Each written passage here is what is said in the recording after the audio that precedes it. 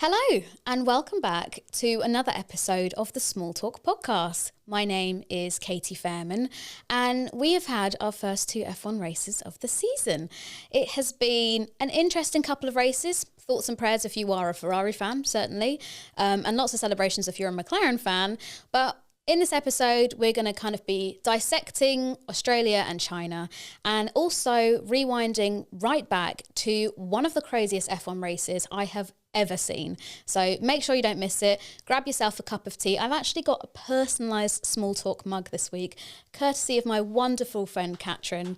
So no excuse for you guys not to get yourself a nice brew and join me for this episode. So we are back for another episode, but before we start, I feel like I have to say I'm sorry that there wasn't one last week. Although this is incredibly on brand for me to say I'm doing weekly episodes, guys, and then the third week in fail to provide you with an episode. Truth be told, I came here to the studio, I recorded the episode, it was all good, but I have just been so busy in the last week. I actually didn't have enough time to watch through it and get it uploaded, but I'm hoping this week will be a little bit quieter. With everything going on with the F1 season starting, I also had to go up to London to the US Embassy to get visa stuff sorted. Very incredibly boring stuff, but important nonetheless. I also started a new role, which is not the Mercedes stuff, it's something else. I'm excited to tell you about that maybe on another episode, but that all kicked off and I was sort of learning all sorts of things with that. So yeah, it's been a busy couple of days, but I guarantee you this episode will go out because otherwise I could be in trouble. But let's start by talking then across the first two races of the F1 season. Fortunately, there is a lot to chat about. McLaren are looking incredibly strong, which comes as a surprise to nobody. It was very much predicted. Obviously, we had Lando winning in Australia, a very mature, sensible drive from him, I think. Obviously, there was the little slip up that he had along with Oscar in the rain, but recovered really well, as did McLaren. And yeah, very deserving of that win, I think. And then most recently, we had Oscar win in China, which was lovely. His first official pole position that wasn't a sprint pole. And yeah, Oscar has really impressed me, even in Australia. Obviously, he was doing so well there, was on track to be the first Australian on the F1 podium. And then there goes a notification. Katy, you need to mute that. But yeah, he was doing so well, looked on track for P2, and then had the incident. But I have to say, I'm really pleased, and I think it shows a lot of the kind of intelligent driver that Oscar is, that he kept his car running and managed to get out and obviously make up some places, including that incredible overtake on Lewis Hamilton. I'm still going to be thinking about that, I think, months from now. But yeah, a good start from McLaren. But somebody who hasn't had the best start to the season is Liam Lawson. And at the time of recording, Liam Lawson is still a Red Bull Racing driver. However, in the days post this podcast recording, it could well be that he is out, which for me seems absolutely ridiculous. I know that his qualifying performances and his race results have not been good these first two races and in the sprint. Like, there's no denying that is a fact. However, the kid is quick. We have seen that from his junior careers, whether that be in single-seaters or DTM. And we've also seen real glimpses of brilliance when he was at VCARB last year. So I think that if he is going to be, booted from that seat after two F1 weekends, that must be a new record. And I'm laughing, but it's not funny. I think it's just, Red Bull have got a real reputation for doing musical chairs with their drivers. And I know that F1 is a sport about everybody has to be at the top of their game. It's the pinnacle. There's no room for errors, no room for mistakes. But for me, that just seems insane that they've given him 2 weekends and already he's out. So yeah, the question at the moment is, will he be out of the car for Japan? If we're to believe some, highly respected publications, I also saw Ralf Schumacher talking about it on maybe German TV, that would make sense, yesterday after the race, it seems to almost be a done deal, but let's, wait. I'm sure that future me will be yelling when I'm rewatching this back going, it's official or whatever. But yeah, I think that's certainly brutal. Absolutely brutal from Red Bull if they decide to do that. I think there are definitely some people at Red Bull that I would like to see go before Liam Lawson does, but we can maybe talk about that in a little bit. Let's go on to some more positive news then. And let's talk about Lewis Hamilton and the fact that it's only taken 2 race weekends for him to get his first win of sorts at Ferrari, which is a really nice piece of news. I think most of us, hoped that Lewis and Ferrari would result in some success. It's such an incredible story for the sport. And I feel, as Sebastian Vettel once said, everyone is a Ferrari fan. Even if you're not a Ferrari fan, you are a Ferrari fan. And so seeing somebody as excellent as Lewis Hamilton in that team is it's an absolute treat to be alive and as invested in F1 as we are at the time of him and Ferrari being as one. And so, the fact that he got the pole for the sprint quali and then dominated that race. Yes, I think maybe he was helped a little bit by China and the Shanghai International Circuit and the overtaking possibilities around that track. But, you can't deny the fact that that was a magical result and perhaps maybe even happened a little bit quicker than some people expected. But a great result for Ferrari on the Saturday. However, come Sunday, oh my gosh, it was just peak Ferrari, wasn't it? A double disqualification, which is never a nice thing to see a driver disqualified, especially if, they've put their heart and soul into that race just for there to be a problem with the car or something isn't quite right. I mean, the margins in which both Hamilton and Charles Leclerc were disqualified is the teeniest of margins, 1 kilogram here or half a millimetre there. But we have to remember, rules are rules. They are there for a reason. And Ferrari and obviously Alpine as well, with Pierre Gasly being disqualified, they can give their reasonings as to why this has happened and, tell us that it won't happen again. But, it's black and white. These are the rules. And they didn't pass the scrutineering and the testing afterwards. You could say, oh, well, the way they test these cars are not fair. I know that we had a very similar discourse when I was at the 2023 Austin race, where both Lewis and Charles got disqualified, but Lewis was with Mercedes at that time. People saying, oh, it's so unfair. They pick these cars at random to do these tests, and if they failed, then there's probably loads of other ones that have failed. But I'm afraid that's how it works. It's a lottery who they pick, what they test for. In Formula E, last season, Antonio Felix da Costa from Tag Heuer Porsche got disqualified after his race win in Misano. And that was such a brutal weekend because Antonio had some real struggles up until that point, and there was speculation about him losing his seat. So for him to then win in such, confident style, and the celebrations afterwards, like everyone in the paddock loves Antonio. Everyone has a soft spot for him, I think it's fair to say. So then for the highs of that to the lows of him getting disqualified because of a spring that he had in his car that wasn't part of, let's say, a book of parts that you're allowed to pick from, it might have seemed mean, and it's even more mean when you kind of took a stroll up and down the paddock the next day and there were people confessing to using the same springs, but they've changed them overnight.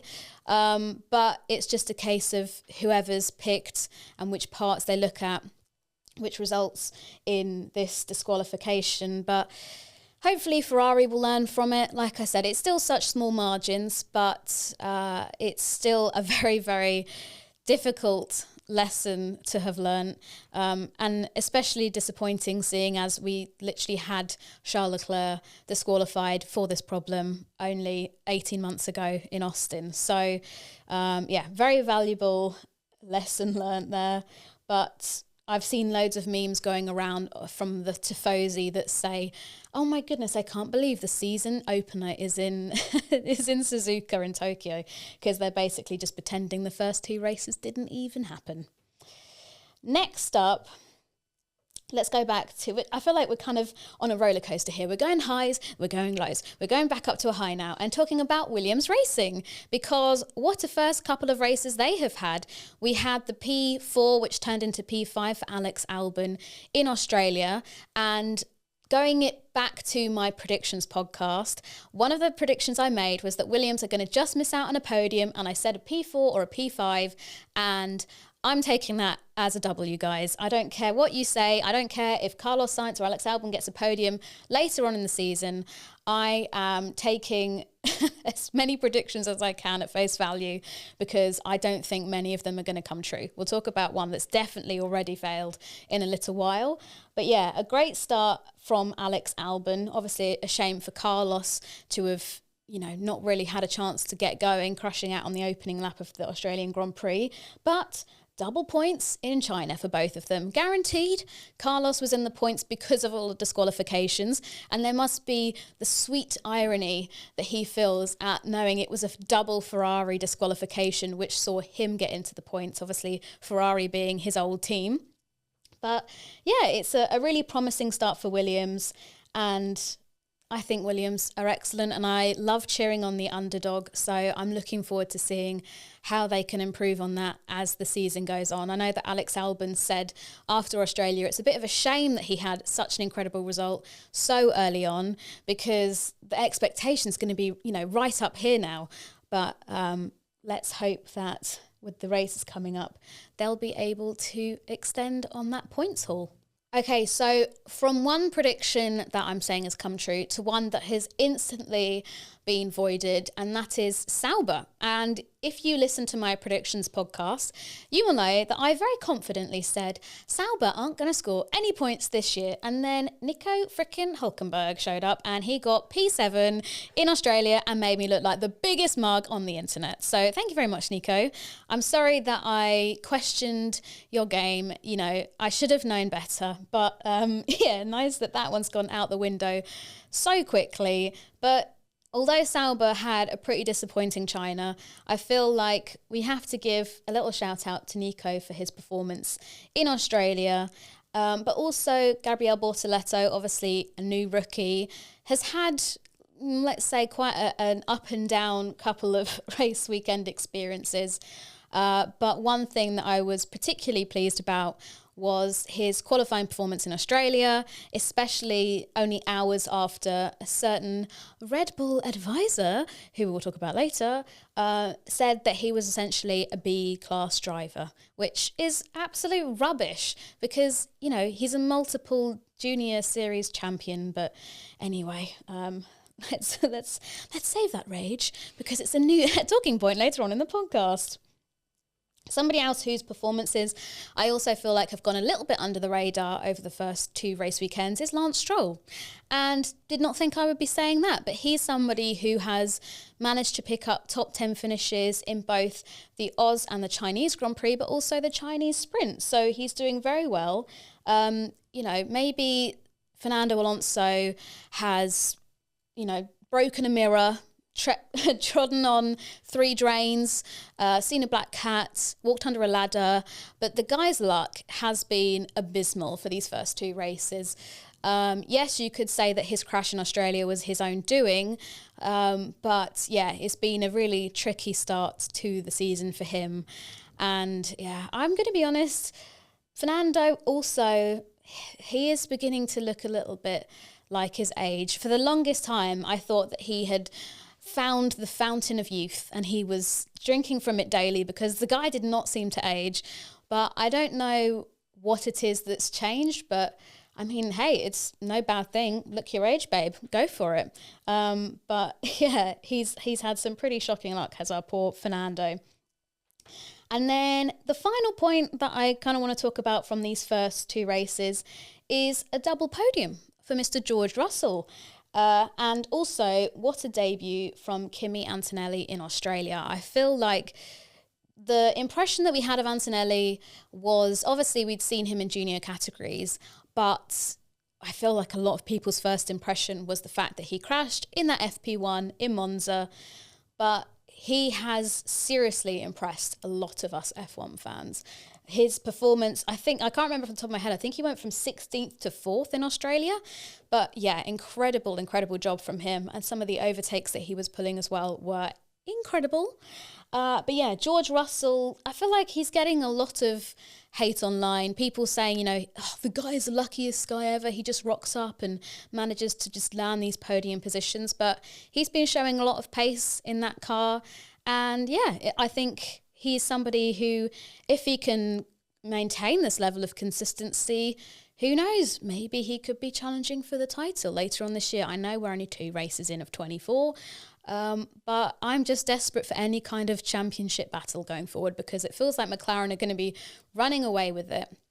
Although that could be interesting. Maybe we'll have a 2016 Mercedes battle on our hands, 2 teammates going up against each other. Only one can win. Wait till the last race of the season. That would be nice, wouldn't it? But for now, I want as many teams and as many drivers involved in that championship battle as possible. So yeah, a good start for Mr. George Russell and Kimi Antonelli. So the next point that I kind of alluded to earlier on in the episode is that Red Bull is in quite a pickle at the moment. Obviously, Max Verstappen is going to be remaining there, and he seems, not as comfortable with the car as we've seen in previous seasons, but overall he seems to be doing all right with it. However, oh my goodness, on the other side of the garage, Liam Lawson is having a torrid time. And as I mentioned earlier in the podcast, there are these rumours going around that Lawson could be out for Japan. As I said, this is going to be going out maybe in a few days' time, so who knows what will have happened. I wish I could get my crystal ball and I could look into the future and tell you exactly what's going to be in the news at the time of this going out. But for me, I don't know if this is an unpopular opinion or not, but I don't think that Yuki Tsunoda should take the Red Bull seat if it's offered to him. I know that we have spent year after year saying Yuki Tsunoda should get the promotion to Red Bull Racing. And every single time we have these conversations, Christian Horner pretends Yuki Tsunoda just doesn't exist. When we had the problems with Daniel Ricciardo last year and what was going to happen, was he going to get the promotion up to Red Bull, or, was he going to be dropped from F1 entirely? I listened to a podcast that Christian Horner did with Tom Clarkson at F1, and they were talking about who could possibly take that Red Bull seat, and Lawson's name was mentioned, Ricciardo's name was mentioned, even Isaac Hadjar's name was mentioned, and the kid hadn't even had his F1 debut yet, but no mention of Yuki Tsunoda. I know that we make an ongoing joke of what has Yuki Tsunoda done behind the scenes? Has he in fact, I don't even want to speculate. You can use your imaginations. I don't want to get into trouble here. But it's just as if Yuki is not even on their radar. It's the most bizarre thing. I'm not sure if it's anything to do with the Honda relationship. I have no clue. But I just feel it would be unfair on Yuki if they've kind of chucked him into that position because every single other option has failed. It's like he's plan Z, or plan Z if you're in the States. And I just feel like he deserves much more respect than that. I know that you're probably thinking, well, Katy, he's being offered a role at one of the best teams on the grid. I'm sure, when it comes to it, that's not really going to play into his mind. He just wants to drive the quickest car that he can, take the battle to Max Verstappen if he can, and fight for a world championship. But I don't know, the way that V-Carb have been performing in these first few early races, the pace, the performance, both Isaac and Yuki especially look really comfortable behind the wheel of that car. I mean, Yuki managed to qualify, I think it was P5 in Australia. I'm having to go through the file of facts in my brain to try and remember these stats, so forgive me if they're slightly askew. But I think that he should be in a team where he is happy and he is comfortable, and Yuki's put in a lot of work. He's been there for the long haul to make V-Carb as best team as it can be for him. He's dealt with a lot of change. I mean, I can not even count probably on one hand how many teammates he's had when he's been there. He's had Lawson, he's had Ricciardo, he's had Nick de Vries. I'm sure there are others that I'm just having a momentary blip about, but he's seen so many people come in and out that door on the other side of the garage, and he's still managed to maintain a level of, what am I trying to say here? Consistency and support. And I just feel like if he gets thrown into that Red Bull seat and things are as turbulent as we maybe see from the outside, I just really worry for Yuki's future, because at the moment that second Red Bull seat seems to be almost like a career killer. So yeah, to me, it's crazy that they're already keen to bin Liam. I know that he's very Marmite. People either love him or they hate him, which I'm on the team of, I think the guy's really quick. I don't think that he's a slow driver at all. Yes, he's a little bit arrogant.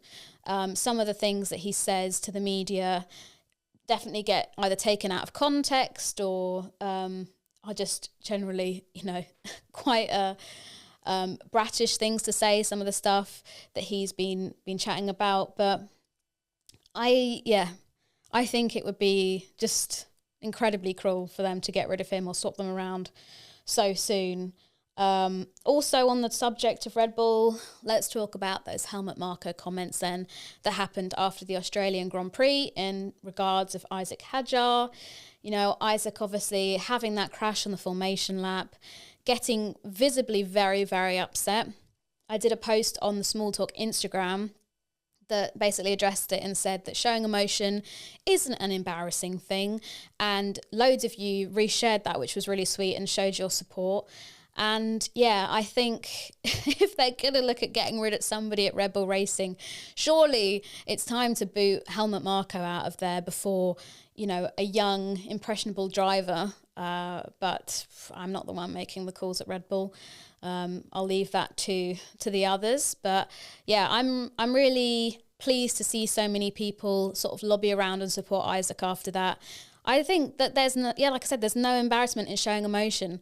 Christ, I can't even watch a Formula One race without bawling my eyes out at something wholesome that's said or something on the radio or a fan in the crowd. If there's like a little kid that's just happy to be there, I'll cry at that if I need to. And for these drivers that are risking their lives for our entertainment at the end of the day, if you've got all of that excitement and pressure built up over starting your first ever Formula One race, just imagine it, you've achieved your dream, you're starting in Formula One. So for a little tiny mistake to result in you going to the wall in the formation lap and not even being able to start your own first race, it's going to be pretty damn catastrophic. And so, yeah, I'm really pleased that Isaac felt that he could let those emotions out rather than bottle them up. I do think that F1 and the television broadcast kind of focused on him for a little bit too long. But I'm also glad that because of that, we got to see the Anthony Hamilton interaction. What an absolute angel that man is. The fact that he would have, come out of the Ferrari garage knowing that Isaac would be walking down, gave him that hug, gave him that pep talk, was just such a wholesome, lovely thing. And I'm all for more of that in Formula One. For the longest time, Formula One has been about, we only care about the sport, and showing emotion is, seen as you're a bit of a softie and that kind of stuff. But yeah, I don't know. I think that sharing things like that, and if it makes you and your mental health better, I'm all for it. So yeah. That's the Red Bull scenario. Who knows what we're going to be saying on next week's podcast? Maybe they'll put Christian Horner in that seat and see how he gets on. Although I don't think I need any more Christian Horner airtime. Thank you very much. Now, another piece of news that we had in the last week is the very sad news of Eddie Jordan's passing. And although I'm never somebody that had the pleasure to meet Eddie, I have seen countless tributes paid from people that I know, friends and colleagues, who all had the same thing to say about Eddie, which is that he was just the nicest guy and, gave time to everyone, had a wicked sense of humour. And I loved listening to the podcast that him and DC had, FFS, as it's known.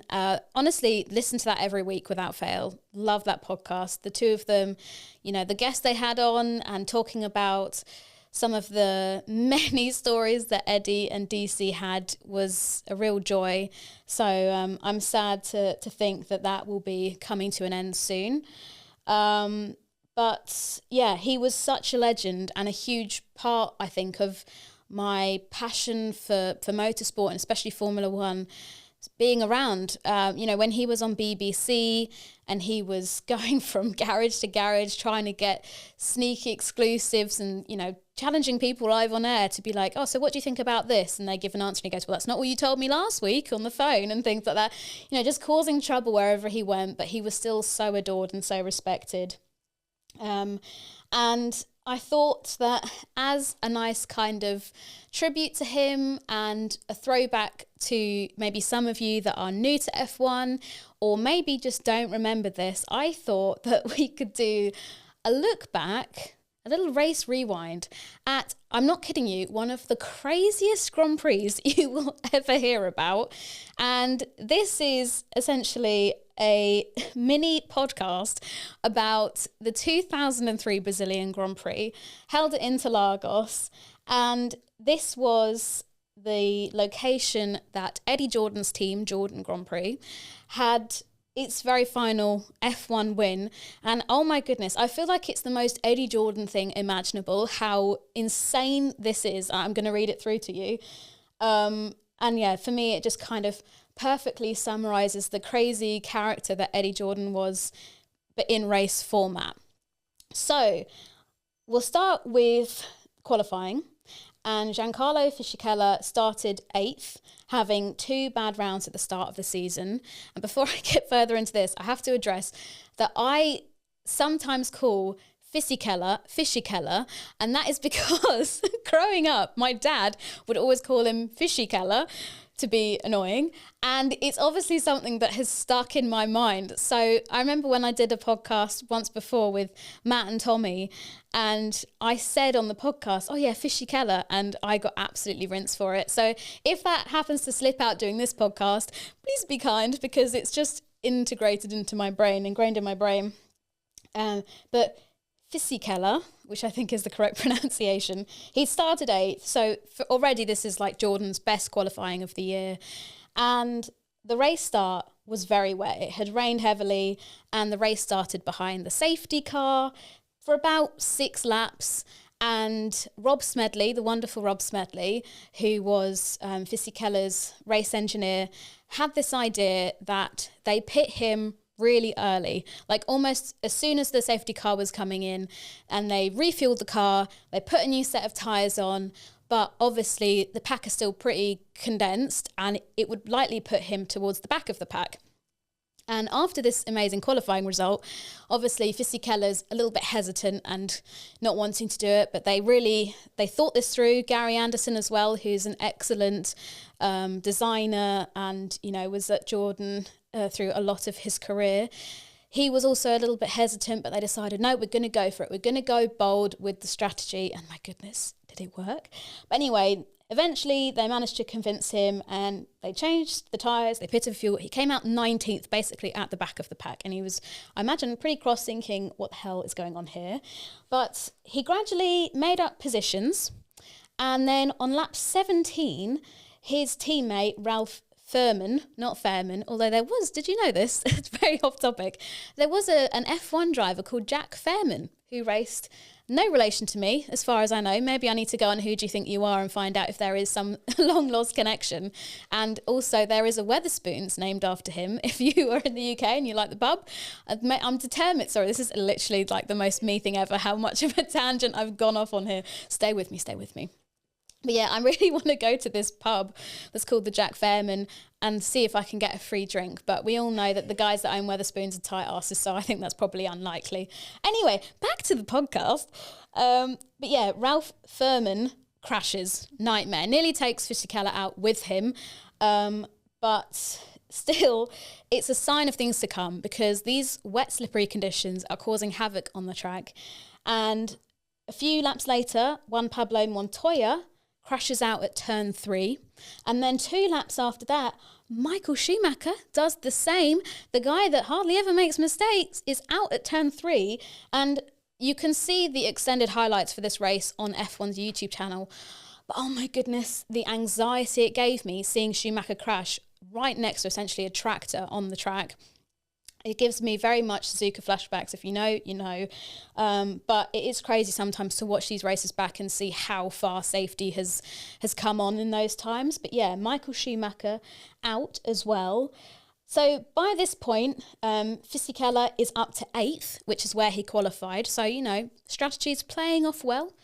And then a couple of laps after that, Jos Verstappen, father of Max, and Jenson Button have similar crashes at turn 3. Obviously, turn 3 is the place you've got to be careful. And a 4th safety car is deployed at this point, which is kind of mental. But throughout all of this, Fernando Alonso, yes, he was still taking part in this race. All this time ago, he still was there. He was in his Renault days, had some very questionable facial hair, little soul patch, which I really hope never comes back into fashion. I'm sorry if I've insulted people with that, but it just looks awful. He then receives a drive-through penalty for passing under yellows, which promotes Fisichella up to 5th. I also read that Renault also accidentally sent Fernando Alonso out on slicks earlier on in the race, which is a crazy, crazy thing. But yeah, Alonso gets this drive-through. And then we had Rubens Barrichello leading the race, and you think, oh, what a great news story. Home hero, Brazilian, leading the race for Ferrari. Oh my gosh, what a day to be alive. Until you read that he pulls over on the side of the track because Ferrari didn't put enough fuel in his car, which is nice to see that Ferrari is still making these mistakes all these years later. But yeah, oh my gosh, I could not imagine what Rubens Barrichello would have felt like during that. But hey, promotes Fisichella up another place. So very quickly, you know, he's looking like he could get a podium here. More rain starts to fall, and the Michelin tyres begin to slide off, with the Bridgestones being the better tyre. This is at a time where we had the option of different tyres. We didn't have everybody on the same one like we do at the moment with Pirelli. Teams could choose a tyre supplier, and the Bridgestone tyres look to be the better of these wet conditions. So with that in mind, Ralf Schumacher and David Coulthard, they pit because their tyres are not behaving as should be, which promotes our guy Fisichella up into 2nd. Woohoo! What a great day for Jordan. Kimi Raikkonen is the one that's leading, but he then makes a mistake. Fisichella leads. Oh my gosh, what a crazy situation to go from 8th to then pretty much the back of the pack to leading the race. How excellent is this? Until we have a huge crash, which is never a good thing in Formula One, for Mark Webber, who has crashed just as he's approaching the start-finish straight, and it's a big one. There's debris scattered all over the track, and Fisichella and Raikkonen manage to avoid it, but Fernando Alonso does not. He goes over the debris and, as a result, has a really awful crash himself. Fortunately, obviously, both of them were okay after it, but still, like, nasty, nasty crashes. And the race is red flagged because there's just stuff everywhere. And with it being red flagged, the FIA decide, you know, the rain's still coming down. It's going to take us so long to get this all back together again and the track in a safe state. We're going to actually finish the race here. And because over 75% of it had been completed, it meant that full points were awarded, and, you know, the results would go back 2 laps prior to the red flag.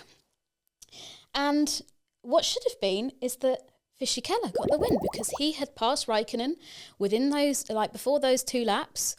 But in true F1 style, there was a glitch with the timing, which said that Kimi Raikkonen was the winner from 2 laps back instead of Fisichella. And that was not right, because it was Fisichella that should have had the win. While all this crazy stuff is going on and people are like scrambling trying to figure out who the real winner is, Fisichella brings his car into the pit lane to stop, and then it bursts into flames, because of course it does. Oh my gosh, this race can't get any weirder. And so Eddie Jordan is kind of skipping down the pit lane despite his car being on fire because he's so happy. He thinks and he knows that he's won this race, but the timesheets are saying differently. And I actually can't believe that this is what ended up happening, but they held the podium and they crowned Raikkonen the winner, even though it was not correct because they were just going off of the classification, off the timesheets, rather than using common sense. Sounds a bit like the FIA, doesn't it? And there's the photos there of Kimi Räikkönen, celebrating with the big trophy on the podium, which just seems absolutely crazy. So Jordan put in a complaint very quickly, and they had a conversation with the FIA on the Tuesday following the race. And I was reading this piece by Rob Smedley, who was kind of talking through this whole race because, he had a front row seat for all of the madness. And he said that we got there, we met with the FIA at their base near Heathrow Airport, and it was possibly one of the quickest decision reversals he's ever seen, because it was like, well, here's the evidence. He was leading 2 laps before the end or whatever. And the FIA were like, yep, we see what the problem is. He's the rightful winner. So for the next race, which was the San Marino Grand Prix, they had a nice photo shoot organised with Räikkönen handing over the trophy to Fisichella. And that was his first ever Grand Prix win. I mean, what a turbulent way to get your first Grand Prix win. I feel kind of bad that he wasn't able to celebrate it fully on the podium.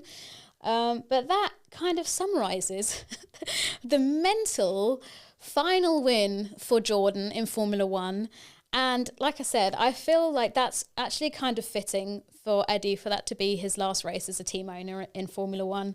He was still there causing chaos as a pundit in the years following. But yeah, I would really, really stress everyone listening to this. I hope I've done it justice, but to go and watch the full extended highlights on the F1 YouTube. I think they only uploaded it 4 or so months ago, so I think it's quite new. But yeah, an absolutely mental race. And if you want me to do more kind of race recaps for races that I think are some of the best we've seen in Formula One, let me know. Or if there's any other races, maybe in other championships, we don't have to stick to F1 on this podcast. Let me know in the comments, reach out to me on social. Because when I was researching this, it was like the DJ Khaled, another one for the things that were just so insane. The fact that Fisichella's car caught on fire in the pit lane, if he'd carried on a couple more laps, that could well have been him out of the race. It's just mental. But there are so many races like that over F1's 75-year history that we can kind of delve into. But for now, I feel like that's quite a nice way to end this podcast. So bear with me a moment as I take a sip of water, and we'll wrap up the episode. Okay, podcast producer Paul has told me that I might have accidentally said Fisichella at the end there. And so I'm going to go back and find this most cursed image I've ever seen that a fan sent me a few years ago when I accidentally called him Fisichella on the other podcast. And it's of him in a race suit, but his face is a fish. It's honestly terrifying. We're going to try and find it for you. And if not, I'll put it on social media. But I feel like that's a very fitting way to end what has been an absolute mental podcast. Thank you so much for all the love and support as ever.